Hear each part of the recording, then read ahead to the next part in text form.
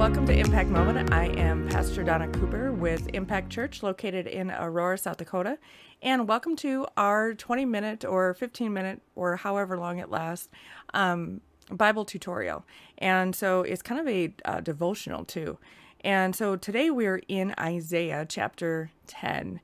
So let's begin. So really this chapter is talking about God's plan for his nations and those who make unjust laws.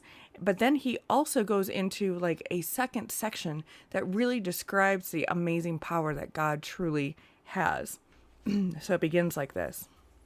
It says, "Woe to those who make unjust laws, to those who issue oppressive decrees, to deprive the poor of their rights and withhold justice from the oppressed of my people, making widows their prey and robbing the fatherless. What will you do on the day of reckoning when disaster comes from afar? To whom will you run for help? Ooh. And where will you leave your riches? Nothing will remain but to cringe among the captives or fall among the slain. Yet for all this, his anger is not turned away. His hand is still upraised." So then we go into a section that is titled God's Judgment on Assyria. And remember, this king of Assyria was coming in to really just bring ruin to God's people. So woe to the Assyrian, the rod of my anger, in whose hand is the club of my wrath. I send him against a godless nation. I dispatch him against a people who anger me, to seize loot and snatch plunder, and to trample them down like mud in the streets. But this is not what he intends. This is not what he has in mind. His purpose is to destroy, to put an end to many nations. Are not my commanders all kings, he says? Has not Calno fared like Carchemish? Is not Hamath like Arpad, and Samaria like Damascus? As my hand seized the kingdoms of the idols, kingdoms whose images excelled those of Jerusalem and Samaria, shall I not deal with Jerusalem and her images as I dealt with Samaria and her idols? Ooh, such a good point here that God is making. You know, the people of Jerusalem, his people, they had strayed away from him, and they were worshiping images and idols and placing more importance on material wealth and material things instead of God himself. They had actually just walked away from God and totally forgotten that the only reason they had anything is because of God. And he said, you know, I have dealt with other nations that have stepped away from me, and they have made these false idols, false worshiping gods, and I have brought ruin to them. Should I not do the same to Jerusalem then? It continues. It says, when the Lord has finished all his work against Mount Zion and Jerusalem, he will say, I will punish the king of Assyria for the willful pride of his heart and the haughty look in his eyes.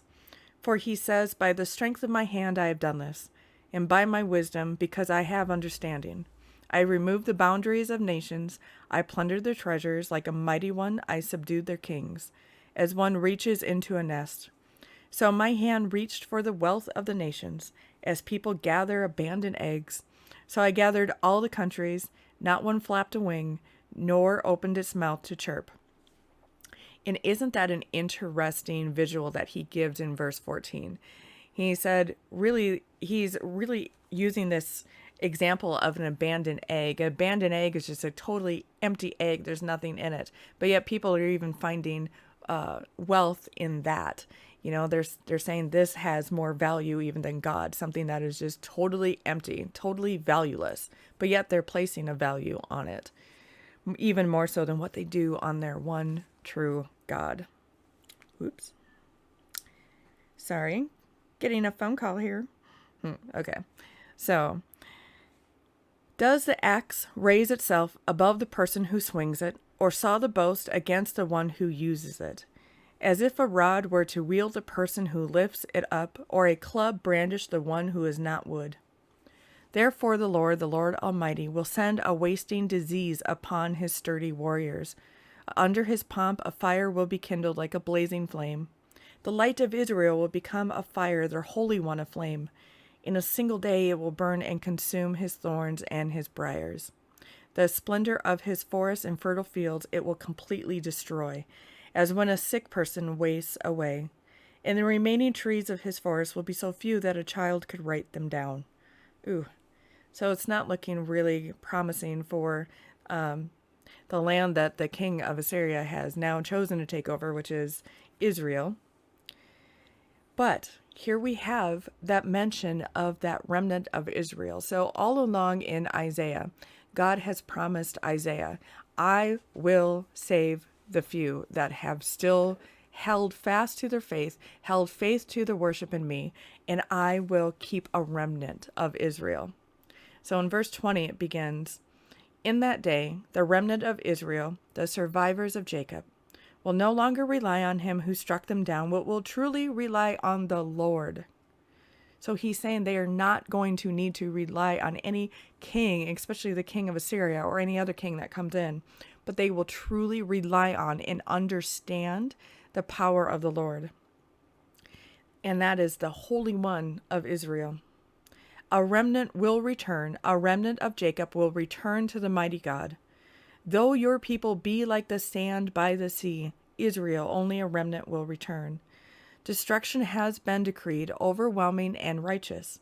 The Lord Almighty, will carry out the destruction decreed upon the whole land.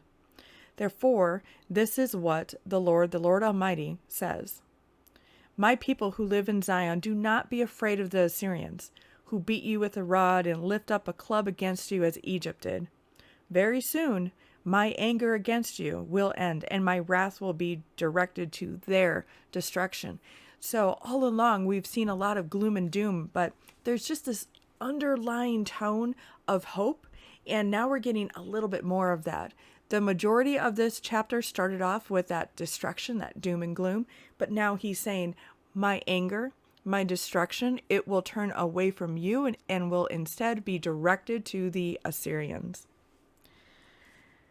The Lord Almighty will lash them with a whip, and when he struck down Midian at the rock of Oreb, and he will raise his staff over the waters as he did in Egypt. In that day their burden will be lifted from your shoulders, their yoke from your neck. The yoke will be broken because you have grown so fat. They enter Iath, they pass through Migron, they store supplies at Michmash, and they go over the pass, and they say, we will camp overnight at Geba. Ramah trembles, Gibeah of Saul flees. Cry out, daughter Galim. Listen, Lasha. Poor Ananoth. Madmenah is in flight. The people of Gebim take cover. This day they will halt at Nob. They will shake their fists at the mount of daughter Zion, at the hill of Jerusalem. See, the Lord Almighty will lop off the boughs with great power. The lofty trees will be felled, the tall ones will be brought low. He will cut down the forest thickets with an axe. Lebanon will fall before the mighty one. So we do have that redirection of God's anger. It's going to be no longer aimed at the ones that have strayed against him. He is going to leave a remnant of Israel alone and instead redirect that anger to the Assyrians that have come in and brought this just massive false worship, false gods, false promises that God's people has actually, unfortunately, fallen for. And I think it's so incredible that, we too, in today, we have to be so careful that we are not falling for false idols and false images or false things that we place more value on above our own one true God. So this is a slippery slope, because once that begins, it's really hard to reverse that pattern, but just know that you can always find your way back to God. So this past Sunday, we were talking about how we should take the yoke of Jesus.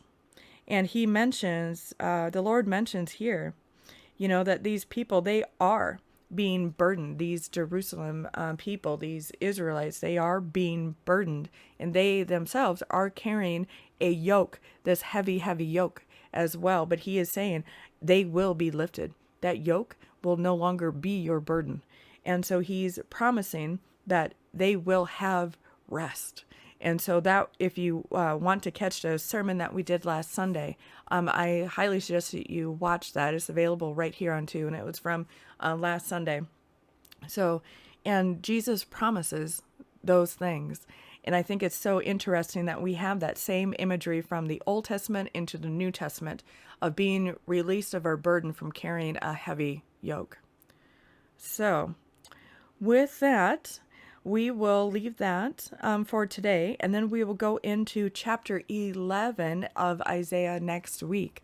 So, just have a great rest of your week, and welcome to the month of November. So, I can't believe this year is really coming to an end pretty quickly. So, but have a great rest of your week, and I will see you next Friday. Bye.